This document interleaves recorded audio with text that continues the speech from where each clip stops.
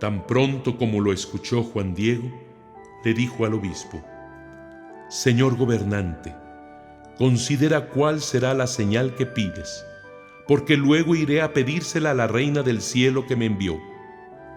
Y como vio el obispo que él ratificaba, que en nada vacilaba ni dudaba, luego lo hizo irse.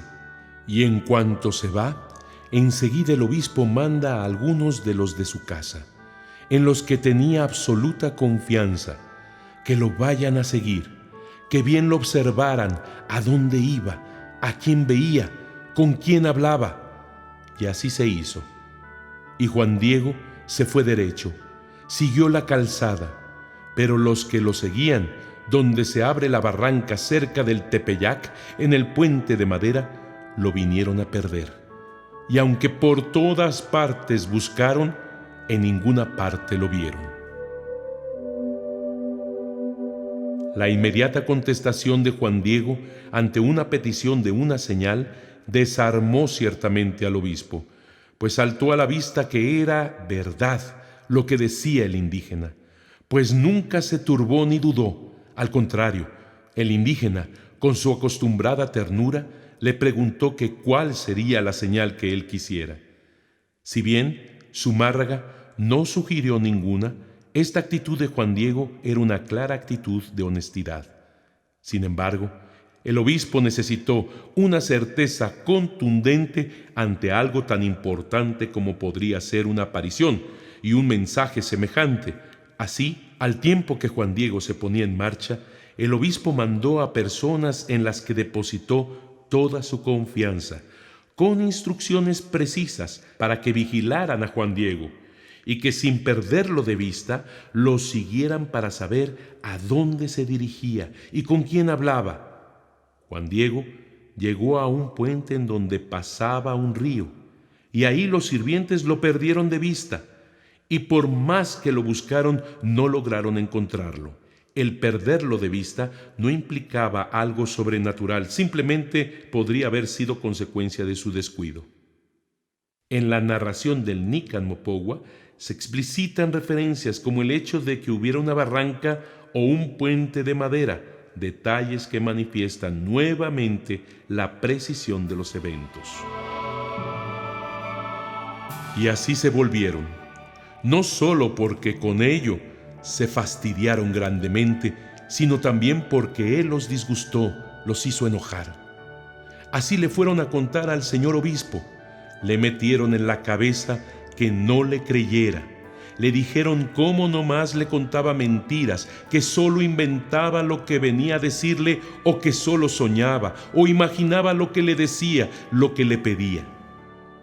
Y bien así lo determinaron, que si otra vez venía, regresaba, allí lo agarrarían y fuertemente lo castigarían para que ya no volviera a decir mentiras ni alborotar a la gente. Los sirvientes estaban muy molestos por lo que había sucedido, y al regresar le dijeron al obispo que Juan Diego era un embaucador, mentiroso y fantasioso, y le advirtieron que no le creyera, que solo lo engañaba, por lo que, si volvía, merecería ser castigado. Existe un gran contraste entre el mensajero fiel de Santa María de Guadalupe, que transmitía la verdad, y los mensajeros infieles del obispo, quienes transmitían la mentira. El cinismo de estos era grande. Mientras que los sirvientes del obispo cargaban con el fracaso ante la encomienda del obispo y mostraban su enojo, su fastidio y su mentira, Juan Diego, quien ni siquiera se había percatado de que lo hubieran venido siguiendo, fue derecho a cumplir la misión ahora del obispo, de entregar la petición a María de una señal. Juan Diego cargaba decisión, serenidad y verdad.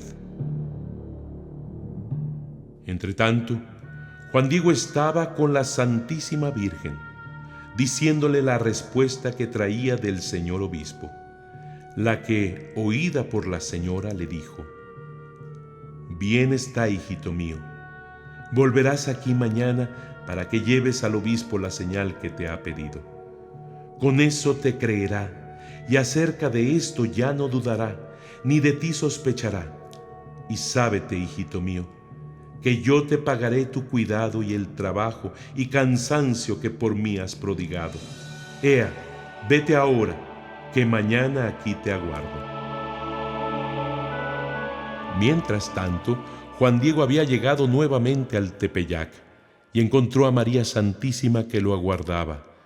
El humilde indígena se arrodilló ante ella y le comunicó todo lo que había acontecido en la casa del obispo, como éste le había preguntado minuciosamente todo lo que había visto y oído, y le había pedido una señal para que pudiera dar crédito a su envío y al mensaje de la Virgen. La Virgen María le agradeció a Juan Diego la diligencia e interés que había demostrado para cumplir su voluntad con palabras amables y llenas de cariño, y le aseguraba el éxito de su misión y su total credibilidad ante el obispo. Todo parecía que se arreglaba e incluso le prometía que todo se lo pagaría, y le mandó que regresara al día siguiente al mismo lugar y que ahí le daría la señal que solicitaba el obispo. Sin embargo, todavía había que superar pruebas muy dolorosas. Y al día siguiente, lunes, cuando Juan Diego debía llevar alguna señal para ser creído, ya no volvió, porque cuando fue a llegar a su casa, a un tío suyo de nombre Juan Bernardino se le había asentado la enfermedad. Estaba muy grave. Aún fue a llamar al médico, todavía se ocupó de él, pero ya no era tiempo, pues ya estaba agonizando. Y cuando anocheció, le rogó su tío que cuando aún fuere de madrugada, aún a oscuras, saliera hacia acá, viniera a llamar a Tlatelolco a alguno de los sacerdotes para que fuera a confesarlo, para que fuera a prepararlo, porque eso ya estaba en su corazón, que en verdad ya era tiempo, que ya entonces moriría, porque ya no se levantaría, ya no se sanaría. La exactitud en las fechas son también un signo más de autenticidad de la narración. Estamos ante una historia real, ya que efectivamente el 11 de diciembre de 1531 fue lunes. Si alguien hubiera realizado simplemente una narración con fines catequéticos o pedagógicos, no necesariamente se esforzaría en el trabajo de la exactitud de varios aspectos, como la de las fechas y más aún, recordar el día exacto que le correspondería dentro de la semana, y menos si esta narración hubiera sido realizada un siglo después.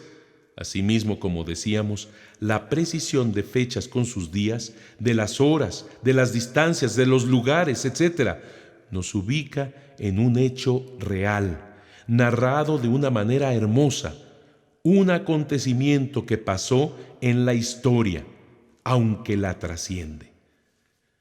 Juan Diego llegó a su casa supuestamente para descansar, y con lo que se encontró fue con que su tío, Juan Bernardino, a quien amaba entrañablemente como si fuera su mismo padre, estaba gravemente enfermo de lo que los indios llamaban cocoliztli. En la cultura náhuatl, el tío era una figura que no tiene el mismo equivalente de la nuestra.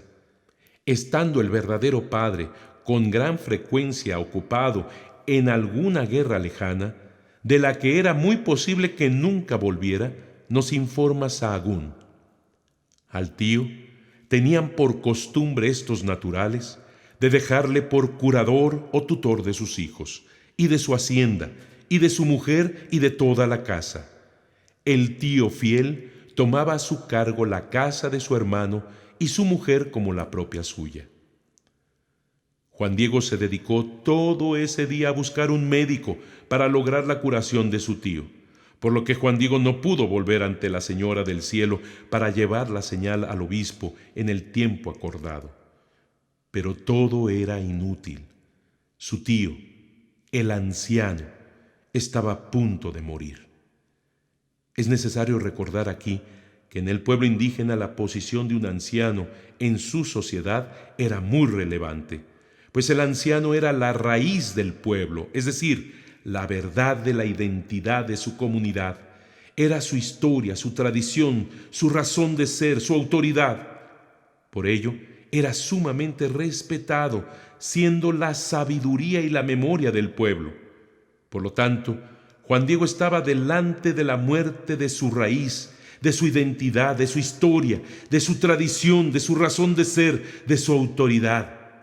El anciano representa al pueblo que agoniza, y no solo al pueblo indígena, sino al mismo pueblo español, así como los primeros niños mestizos.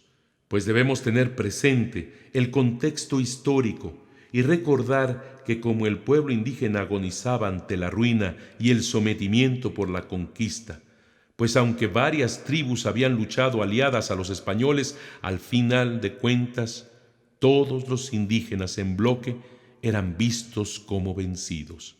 Además, la enfermedad de la viruela había diezmado a millones de la población indígena. La tremenda depresión de los indígenas al constatar que los sacrificios humanos en nada habían valido. Es más, los mismos indios verificaban que sus dioses habían muerto. Aunado todo a la humillación del derrumbe social, cultural y especialmente religioso. Asimismo, las iniquidades que soportaban, los robos, las violaciones, los asesinatos y la esclavitud de la que eran víctimas. Todo esto daba como resultado la agonía del pueblo, y no solo, como decíamos, del pueblo indígena, pues también había graves divisiones en el pueblo español, al grado tal de querer atentar contra la vida de los misioneros y especialmente del obispo Zumárraga. Y unido a todo esto, los primeros mestizos eran despreciados, tanto por los españoles como por los indígenas, ya que el mestizo era considerado por el español como producto de guerra y por los indígenas como producto de violación. Recordemos que Zumárraga, por ejemplo, lo denunciaba con inmensa compasión y preocupación. Los niños huérfanos, hijos de españoles e indias, que andaban perdidos por los campos sin ley ni fe, comiendo carne cruda. La enfermedad del tío de Juan Diego, Juan Bernardino, encarna la agonía del ser humano a punto de morir. Un ser humano representado por indígenas, españoles y mestizos. El anciano le suplicó a Juan Diego que se diera prisa en traer a algún sacerdote, para que fuera a confesarlo, para que fuera a prepararlo. Esto manifiesta la acrecentada y acrisolada fe cristiana del tío y de Juan Diego. También es interesante señalar que en el Nican Mopogua no se menciona el sacramento de la extrema unción para el tío de Juan Diego, ya que, por raro que hoy nos parezca, los misioneros no la impartían a los indios en esos primeros años de evangelización. Esta es una nota más de la veracidad histórica de la narración. El anciano tenía en su corazón la certeza de la muerte. Esto nos recuerda lo que los sabios indígenas se preguntaban sobre el enigma de la vida y de la muerte. Mi corazón sufre, se llena de enojo. No 2 veces se nace, no 2 veces es uno hombre. Solo una vez pasamos por la tierra. Si aún por breve tiempo estuviera con ellos y a su lado. Nunca será, o nunca tendré placer, nunca gozaré. ¿Dónde es el sitio de vivir de mi corazón? ¿Dónde está mi casa? ¿Dónde está mi hogar durable? Aquí en la tierra solamente sufro. ¿Sufres, corazón mío? No te angusties en esta tierra. Ese es mi destino. Tenlo por sabido. ¿Dónde merecí yo venir a la vida? ¿Dónde merecí ser hecho hombre? Acción suya fue. Allá se hacen las cosas ondulando, donde vida no hay, es lo que dice mi corazón. Aunque Juan Bernardino ya había sido bautizado, sí esperaba en la vida futura, ya que quería la presencia de un sacerdote para confesarse y prepararse a bien morir, y así poder nacer a la otra vida. Por ello, le pidió a su sobrino que fuera inmediatamente por un sacerdote, aunque todavía fuera muy de madrugada y estuviera oscuro. Y el martes, cuando todavía estaba muy oscuro, de allá vino a salir de su casa Juan Diego a llamar al sacerdote a Tlatelolco. Ya de madrugada, el martes 12 de diciembre, Juan Diego se dirigió presuroso a Tlatelolco para cumplir la voluntad del moribundo. ¡Qué distinta encomienda! En vez de haber ido con Santa María de Guadalupe para que le entregara la señal prometida al obispo y con la certeza del éxito de esta misión, la gravedad de su tío le hacía optar ahora por cumplir la dolorosa tarea de preparar a su ser querido para bien morir. Su raíz, su cultura, su tradición, su historia, su autoridad, su sabiduría, su identidad, estaban a punto de ser sepultadas. Y cuando se acercó al lado del cerrito, al pie del Tepeyacac, terminación de la sierra, donde sale el camino, hacia donde se pone el sol, en donde antes él había salido, dijo: si sigo derecho el camino, no vaya a ser que me vea esta noble señora y seguro, como antes, me detendrá para que le lleve la señal al sacerdote que gobierna, como me lo mandó. Que primero nos deje nuestra aflicción, que antes yo llame deprisa al sacerdote religioso al que el pobre de mi tío no hace más que aguardarlo. Enseguida rodeó el cerro, subió por en medio y de allí atravesando vino a pasar hacia donde sale el sol, para rápido ir a llegar a México, para que no lo detuviera la reina del cielo. Piensa que por donde dio la vuelta no lo podrá ver la que perfectamente a todas partes está mirando.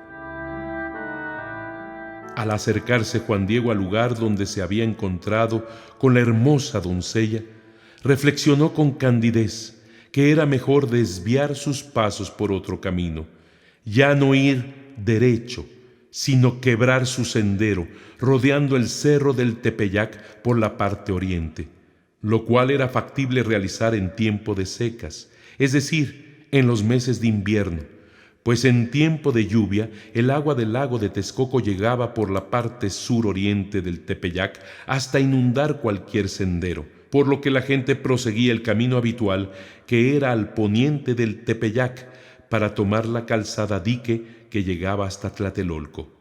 Pero como decíamos, en tiempo de secas el agua del lago se retiraba y se podía caminar por la parte suroriente del Tepeyac, lo que hizo Juan Diego para esquivar el posible encuentro con la Virgen.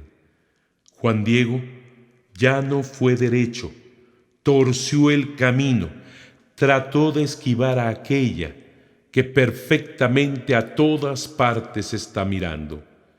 Buscó la manera para no ser visto. Es posible que también esto se uniera a algunas características de la cortesía india, ya que Juan Diego pretendía hacer entender a la Virgen que en ese momento no podía atenderla. Además, el rodear el cerro por el oriente significaba que ahora su mirada estaba en dirección del cerro del Tepeyac, pero hacia el poniente, hacia donde se oculta el sol, signo de oscuridad y de muerte. También observamos otro dato interesante, y es que a Juan Diego ni siquiera se le ocurrió pedirle un milagro para su tío enfermo. Lo que le importaba era llegar a tiempo con el sacerdote para que ayudara al anciano a bien morir, pensando que más tarde podría regresar ante la Señora del Cielo para cumplir con llevar la señal prometida al obispo. Como hemos señalado, en el Nican Mopogua tiene una gran importancia las veces que se indica el tomar el camino derecho, manifestando la verdad del sendero.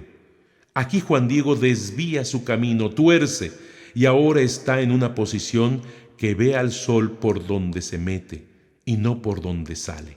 Por lo tanto, como decíamos, signo de oscuridad, de vacío, de término, de fatalidad, de muerte.